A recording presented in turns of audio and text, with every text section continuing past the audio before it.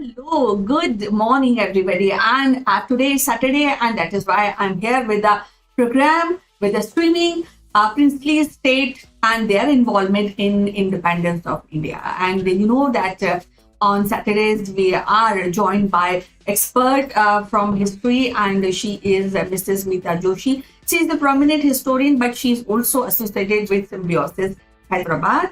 So, without wasting any further moment, let us welcome her.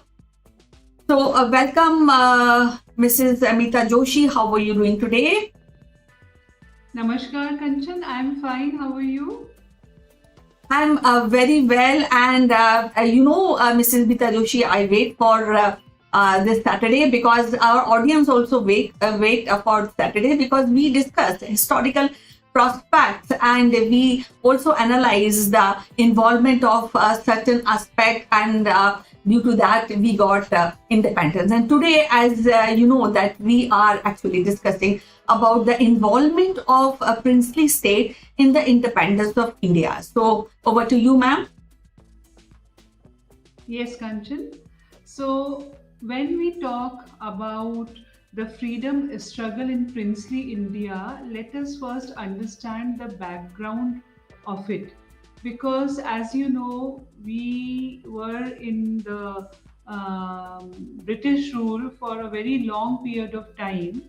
So, we were ruled by the crown, and there were certain governor generals who were appointed by the crown in India to look after the proceedings in the colonies. Okay, so one of the governor generals who came to India was Lord Dalhousie, and he was from 1848 to 1856. His tenure was from 1848 to 1856 AD, and he, in his tenure, he started he gave a policy that is known as the doctrine of lapse. And according to the that doctrine of lapse, anyone who does not, any prince or king did not have a male heir to the throne, biological male heir to the throne, so automatically their territory or the state will be annexed to the British crown, which was really unfair.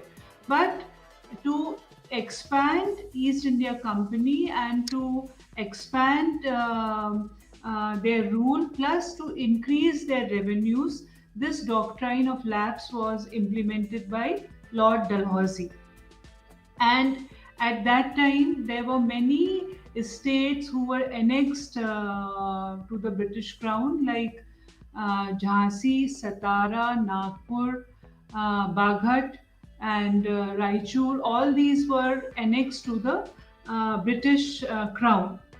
That time, uh, it was a time of Sepoy mutiny in 1857, and before that, because Jhansi also he annexed Lord Dalhousie, so the Jhansi's queen Rani Lakshmi Bai, which we all remember with a very proud notion. So she revolted against it. She said that this is very unfair that we, if because she had her own son was killed by some conspiracy, and then she adopted his husband's brother's son, so he was the adopted male heir to the throne.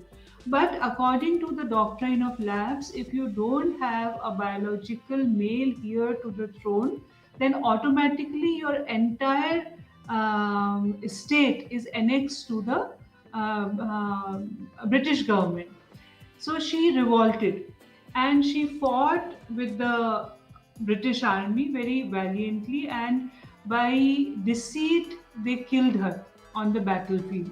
So, this, provoked other princes and the common people also, seeing that how unfair the Britishers were to the Indian people, and especially to the Indian prince and princesses. And it started from there. the struggle. And then this all episode of uh, um, Lakshmi Bai fighting the Britishers, and then they annexed Awadh also, the right now which is known as Uttar Pradesh. So Nawab Wajid Ali Shah was the king that time. So they dethroned him, Lord Dalhousie. So till Lord Dalhousie was there in India till 1856, the doctrine of lapse was working. But when Lord Canning took over, he officially stopped doctrine of lapse. He said it is unfair the way we are annexing the states, princely states to India. So this is the past which I am telling you. Now, when because we discussed in the last episode about the I think peasant movements. So now, when we are moving ahead in this journey, so there were like prominent princely states that time, like Hyderabad, Mysore, Baroda, and Kashmir. And at the time when British people left India, we had 565 recognized princely states in India, which covered 40% of the Indian land and 23% of the population. So it was a challenge that time for the Home Minister Sardar Vallabhbhai Patel to bring all those 565 princely states into the Indian Union, because people, all every prince was denied when they were under the British paramountcy. So at least they were governing their estate, and they were giving some huge amount of money to the British government, and British government in turn promised them to protect them from any foreign invasion or any internal civil fights or internal fights between the states. So that's why those rulers, they entertained and they accepted the British suzerainty. But when we got independence in 1947 AD, that time those 565 states, they refused to come under the Indian Union. That time, Sardar Vallabhbhai Patel, he went to all those heads of the princely states and he convinced them to join the Indian Union. And everybody agreed except Hyderabad, Kashmir, Mysore, and Baroda. Berar also. They said, we will not come under the Indian Union, we will remain independent. But then in 1948, when there was a British uh, military troop was sent to Hyderabad, and that time I think you must have heard the name of Razakars. Razakars were the local military people of Nizam. So they fought against the British troops, but they were unable to um, win. Obviously, British troops were very huge. And in 1948, Hyderabad came under the Indian Union. Same way, Baroda, then Berar and Bundelkhand. But Kashmir refused to do so. That's why still see Kashmir was an issue till off late, because that time Maharaja Hari Singh, he denied to come under Indian Union. So these the if you see the journey of those princely states, they have played a very important role in the Indian independence movement, because it was started by Rani Lakshmi Bai, the Queen of Jhansi, the revolt against the Britishers, and then all the princely states like Awadh, Satara, Nagpur, Baghat, whom they have already annexed. 7 states they have annexed, the Britishers. So they got this courage that we also can fight back, and because we are paying such heavy revenues, land revenues to the British government, so we should protect our independence and the independence of the people who are living in our states. So this started from 1856 when this annexation was done, and it was a major factor in the Sepoy Mutiny, because when people came to know the way they have killed the Queen of Jhansi, Rani Lakshmi Bai, the Britishers, so there was anger in people that time. And when this episode happened of Mangal Pandey, who was a soldier and who refused to plug the cartridge by the teeth because it contained some animal fat, and then it led to the it was one of the factors which led to the Sepoy mutiny.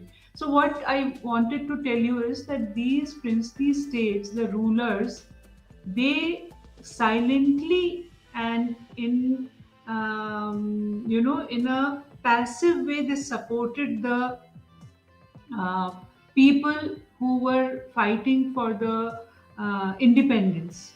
They funded them very like secretly. It was not coming out that time, but later when we read books, we come to know that even Bahadur Shah Jafar, the last Mughal, he was helping all the Indian leaders that time, monetarily also, so that they fight against the Britishers.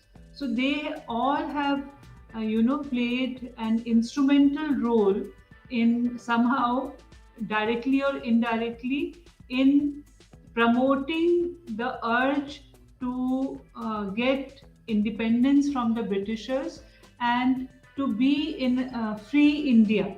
So they really, contributed in their own way, those princely states and the rulers of the princely states. Viewers, we are discussing a very interesting aspect of our independence movement, and of course, the involvement of princely state. And madam, as you know, that if we talk about tradition and heritage of India, and when we talk about doctrine of lapse, and when it also mentions the only the male can take up the throne, which is entirely different from the our kind of tradition and the way we, as you know, we belong to an older civilization. We always have actually found in our history books that powerful ladies also ruled the state, southern state, northern state. And when we talk about doctrine of lapse, it's definitely a very, very bad implications on princely state as well as on the independence movement, and we have discussed it quite profoundly. So I will request all our viewers to share their comments, their viewpoints, in case they want to ask anything from our expert who is from Hyderabad, India. So they can put forward their questions, and in fact, they want to add something on this discussion. You all are really, really welcome. So going forward, I would like to actually ask you. You have already mentioned how these profoundly initiated and gave a monetary as well as ideological support to Indian people. Now, there's one question which arises: was it actually be good when we talk about Hyderabad, we talk about Kashmir, and what was those problems which actually handed into the conflict, especially with Hyderabad and Kashmir? And we already know that Sardar Vallabhbhai Patel has really, really worked hard to bring this. And two things which I want to discuss: if these two states are not annexed to Indian independence, what are the repercussions, and what are the processes? If you can just throw light on that. Yes. See, when we talk about Hyderabad, the Nizam of Hyderabad was a very rich man that time. In fact, Hyderabad had its own currency. So if you came to Hyderabad, you have to exchange currency to live in Hyderabad. So they were very, very rich, and Nizam had his own, empire. He was developing the infrastructure. Whatever you see in Hyderabad now, for example, be it Usmania University or the Usmania General Hospital or the Darul Shifa or the bridges, dams which are in and around Hyderabad and the state of Telangana, everything was developed by the Nizam. So he wanted his own rule, and at one point of time, he wanted to be a free state.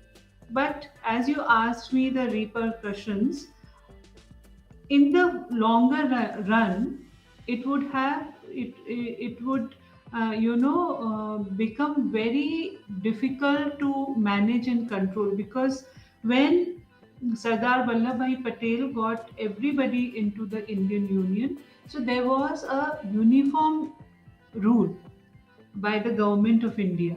But if you have like individual rules in the in the particular states, then it might have created problems. For example, the very big example we have of Kashmir, because Maharaja Hari Singh, he did not agree that time to come under the Indian Union, and then it resulted into all these controversies between India and Pakistan, and that POK, Pakistan occupied Kashmir, and Kashmir, being such a beautiful state with natural beauty and resources, had to face the innocent people had to go through a lot. There was no education, there were bombings. The children did not have a normal life way back in Kashmir, because anytime fighting was there, anytime bombs were dropped. So you see what was the result of not coming into the Indian Union. So these, now after the Article 370 was revoked, now we hear that people enjoy a normal life in Kashmir, a normal life. Though it's still there are problems from the other side of the border, but it's still comparatively now they are leading a normal life. Surely we have discussed and we are discussing a very profound topic when we talk about Indian independence movement, and the involvement of princely state actually has given boost to Indian independence. As you mentioned, the major leaders who have cooperated and initiated and helped the Krantikaris and put forward the ideologies of independence and freedom. I would again want to actually ask you to mention the major leaders, princes and state who have contributed, just for kind of a summary for history students who are currently listening us. See, all of them, Kanchan, because as I told you, that time seven were annexed to the British government by Lord Dalhousie: Satara, Jaipur, Baghat, Sambalpur, Udaipur, Jhansi, Nagpur, Tanjore, and Arcot. So these were annexed that time by the uh, then Governor General Lord Dalhousie, and the rulers there, they became instrumental in organizing the Sepoy Mutiny. They helped those people who were planning in a secret way to do this revolt of 1857. And slowly then it became a chain reaction, One thing led to another, and then slowly all of them came together, the common people also, and the rulers, and they understood.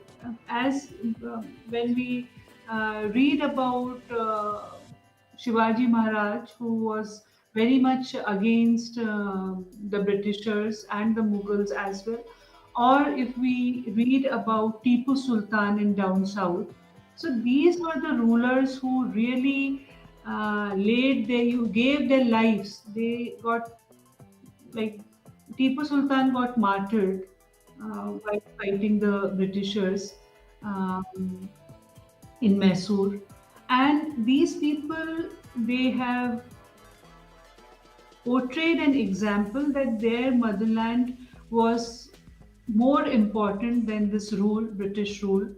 So all these rulers who contributed directly or indirectly in the Indian struggle for independence obviously should have mention in history and otherwise also. Lastly, I just want to ask you that, Mrs. Mita Doshi, there is already a prolonged struggle going on. Some are from the personal perspective, some are from the national perspective. What is kind of effect Britishers has experienced at that point of time, seeing all these unrest, all these princely, because even today, England, they do have a monarch as the head of the state, though they have the less powers. But still, how actually they have reacted and how they are able to really push all these unjust on the princely state of India. How it became possible? Became possible because there was no unity in the Indian rulers, Kanchan. That was the major weak point the Indians had that time. If you see all the invasions which have happened in India, starting, if you start from Mahmud of Ghazni or Changiz Khan or Muhammad Ghori, then the Mughals, they all actually were invaders, you know. So why they came to why and how they were successful to be in India? Because of the lack of unity among the Indian rulers. If at that time Rajputs had come together, they would have avoided this all the attacks of Muhammad Ghori and later of the Mughals. But because of lack of unity among the princely states, it was possible by the Britishers, you know, to rule us for such a long period of time. Yes, and as you know that we have gone through with all princely contribution in the independence and how the events, we can read more about, we can know more about. In case our viewers wants to know more about or any query, please do put forward our expert, or we will definitely will happy to answer all that. So as usual, Mrs. Mita Joshi, lovely talking to you, and actually it is so good to you to take us, all of us, about the historical reflection and how the princely, the head of the states at that point of time, really, really contributed into the independence of India. So thank you again. See you again on next Saturday. Till then, have a nice time. Bye bye. Thank you, Kanchan. So viewers, we actually discuss about the contribution and how the head of the state, the princely state in India, and as you know, and there are many unjust policies which were imposed even on the princes and the head of the state at that point of time, and how really they actually surpass and they have contributed not only give space and pace and of course monetary help to the rebellions, to the revolt, but also actually able to generate the ideology of independence among the masses, among the peasants, and of course they have contributed and became aligned for one cause, that is independence of India. So we'll be meeting again next Saturday. Till then, please do have a kind of a thought process how not only the common person but the head of the states in India actually contributed, and they have put forward their hardest effort to get us freedom. So that's what we are cherishing at the moment. So see you on next Saturday. Till then, bye bye. Take care.